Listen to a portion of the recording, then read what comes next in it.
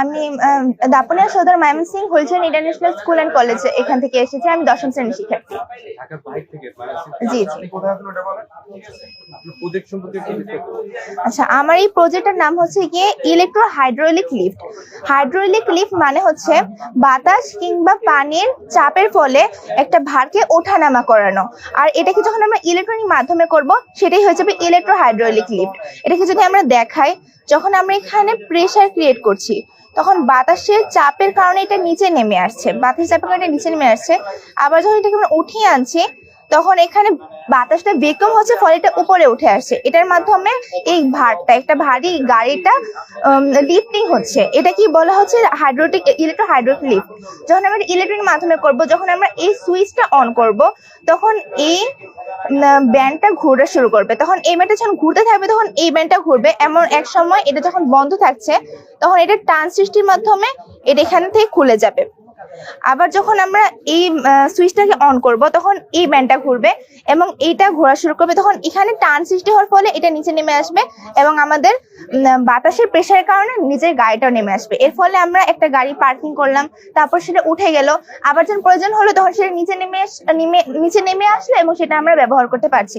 ফলে একটা চক্রাকারে কাজটা হতে থাকলো এবং আমাদের একটা জায়গাও বাঁচলো।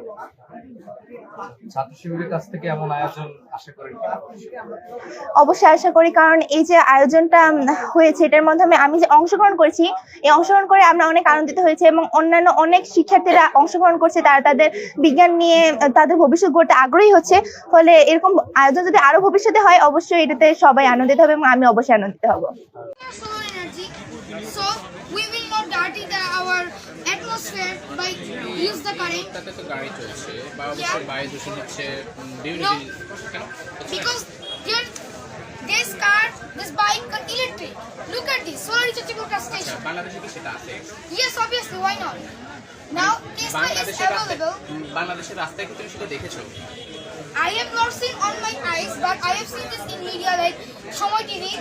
I have seen an article in some years ago that already in our country we got some electric cars, and this project has a timeline for 2030, and we will import this. Electric or solar, মানে আমরা কি যে বিদ্যুৎ উৎপাদন করি সেটা দিয়ে করব নাকি সোলার দিয়ে করব? Good question. We want to charge our car somehow. It means we can charge this from wind energy. Even we can also charge this from solar energy. This is suitable. Wind energy টা আছে? Yes, why not? Available. You can see. এই প্রজেক্টটা, এই যে turbine ঘুরায় বিদ্যুৎ উৎপাদন, এই প্রজেক্টটা কোথায় আছে? Obviously. কোথায়, কোন জায়গায় আছে কিনা বাংলাদেশে? I have not memorized, but presently it's here. ফেনীতে কি আছে? এটা সোনাগাতিতে আছে, বাট এটা কি তোমার এই প্রজেক্টটা এটা কি মানে সি এরিয়াতে করতে হবে না আমি টাউন এরিয়াতে করি, সিটি এরিয়াতে করতে চাই? Sorry, don't understand question. Please explain again. তোমার এই প্রজেক্ট যদি ঢাকাতে করতে চাই সেটা সম্ভব কিনা? Obviously, we have some big fields. For use this, for take energy from wind energy, we just need a big land. Somehow we just need air.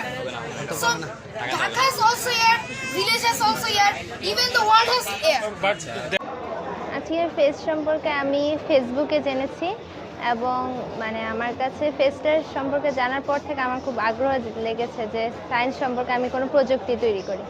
এরপর আমি প্রযুক্তিটা তৈরি করার মাঝে আমার মনে পড়লো যে এখানে বায়োলজি, ফিজিক্স, কেমিস্ট্রি এবং অ্যাস্ট্রোনমির ভিতরে আমি কোনটা বেশি আগ্রহ আমার।